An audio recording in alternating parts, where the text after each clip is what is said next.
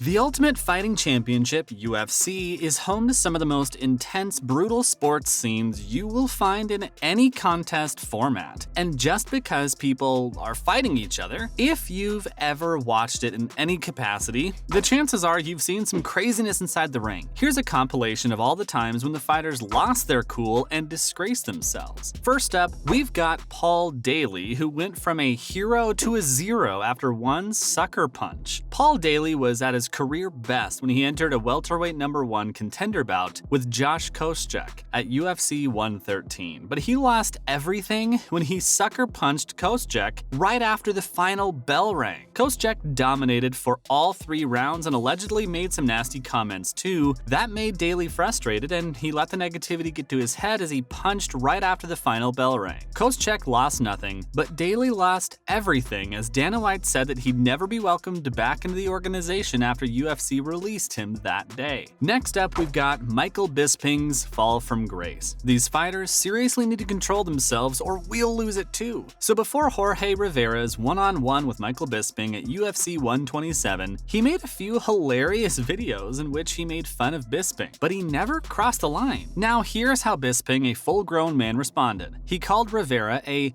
effing PY. Too many beeps here because we can't even say these slurs here. It still doesn't end there. A knee struck a downed Rivera and didn't even spare his cornermen and spit at them. Bisping even got in Rivera's face to dismiss any reconciliatory efforts, and the worst part, he acted self-righteous after all of it. Next up, we've got a clash of titans, which turned into a dance in Detroit pretty quick. We kinda don't understand what went down on this one. Shamrock was scheduled to face his rival Dan Severn at UFC 9 for a rematch of their fight at UFC 6. This rematch was promoted as the Clash of the Titans 2, and it took place in Severn's hometown, Detroit. On the day of the fight, UFC had a court day as they were trying to convince the judges to let the event go on in the state. The judges agreed, but their condition was that there shouldn't be any close-fisted strikes, and headbutts were out of the question. While training for the fight, Shamrock broke his nose, cracked several ribs, suffered a torn lateral meniscus, and had a partially torn ACL. He put 2 and 2 together and thought that he couldn't win this fight given the change in the rules. UFC also talked to him because if he withdrew, the UFC would lose money. Now let's come to the fight. We're very serious when we say that for 30 minutes in the ring, Severn and Shamrock acted as if the other person weren't there and just explored the ring while circling around it. For half an hour, they made no contact with each other. After a million years and a billion boos from the crowd, they acknowledged each other's presence and decided to fight. The fight's winner was decided by the judges, who made Severn a winner, although he broke the rules and made close-fist punches to the face along with a headbutt. Shamrock likes to call this fight one of the biggest regrets of his career. Let's list down the facts that we don't understand. Firstly, the UFC has forced an injured fighter to fight. Second, Severn disgraced himself by going against the court's decision, and he still won? What a time to be alive.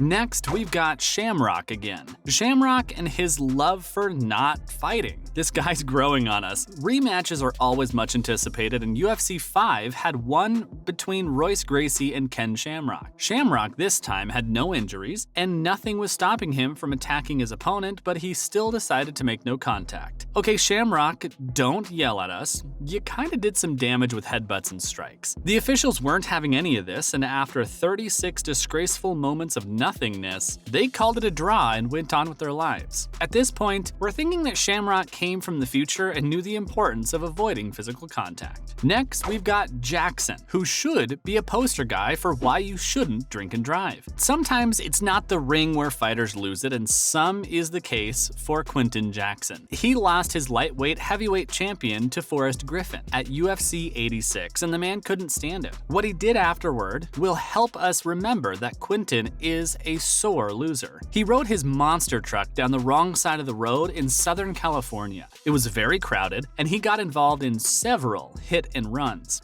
But all hail his lawyers who got him out of this ugly incident. This incident made our list because it turned out that the man drank a bunch of energy drinks on an empty stomach and thought that the road was Forrest Griffin. But thanks to Jackson, we now know 2 things. The first being how you should not take a defeat, and secondly, you should never drink energy drinks sleeps on an empty stomach. Wow, and here we thought that only defeats get to one's mind. Brock Lesnar's here to prove us wrong because after defeating Frank Mir at UFC 100, he did a series of questionable things. First of all, he flipped off the entire audience. Next, the guy disrespected UFC's official beer sponsor and boasted a rival brand in everyone's face. He then growled and spitted at the cameras and bragged about his marital life. And, worst of it all, he got in Mir's face again to taunt him. Now, it's clear that the rival beer brand was doing him no good. Next, we've got Quinton Jackson and his inability to understand when to stop. Quinton Jackson got his revenge on Wanderlei Silva at UFC 92 after losing to him twice in Japan. Quinton knocked Silva out with a single punch, but still, he delivered 3 more punches to an unconscious fighter. Okay, if we still consider the first punch as a follow-up punch, but how can we ignore that Jackson delivered 2 more punches to Silva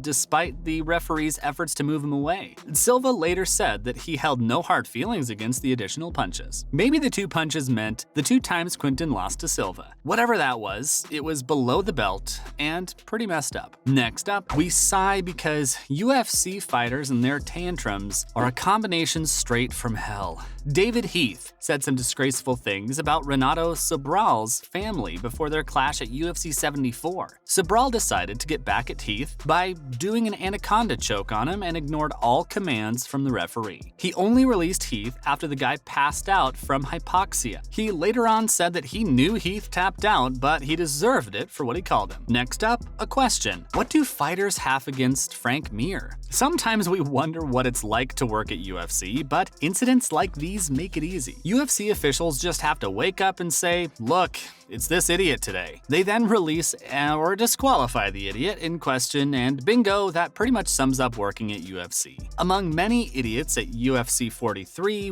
one was heavyweight Wes Sims, who woke up and decided that rules aren't his thing. He illegally grabbed the fence and then delivered multiple head stomps to a grounded Frank Mir, which is super illegal. Frank still won that fight because Sims got himself disqualified. Last up, we want to tell you a rule for watching UFC fights. The first rule to watch a UFC fight: don't let yourself get hyped up because it's an urban legend that whenever you expect an interesting UFC fight, you're about to get disappointed. A middleweight fight between Khalib Starnes and Nate Quarry was supposed to be exciting until Khalib had an existential crisis and thought what good is fighting for. All the burden fell on Nate Quarry to make this fight worth the money, and the guy tried his best to get his opponent to punch him. This fight went down as one of the most bizarre fights in the history of UFC, in which the world saw the debut of the Rock Hammer, a move by Quarry to make Starnes fight with him, who was trying his best to run from this fight. For every step that Quarry took forward, Starnes moved 3 steps back until it felt more like Tom and Jerry and less like a fight. Oh, and did we mention that Quarry started dancing too because he was at his wit's end as Starnes just wouldn't fight? Even the booze couldn't move the guy. Starnes was later released from his UFC contract, and if that wasn't enough, he also got ripped apart by Dana White verbally. Starnes has never set foot near the octagon ever again. The fight didn't go the way Quarry planned, but the results were exactly what he wanted. He wanted to end Starnes' career because Starnes insulted him. That's a wrap for this video. What do you think about these blights on UFC's otherwise awesome history? Let us know in the comments below. Make sure to give this video a thumbs up and click subscribe for more videos like this. See you in the next one.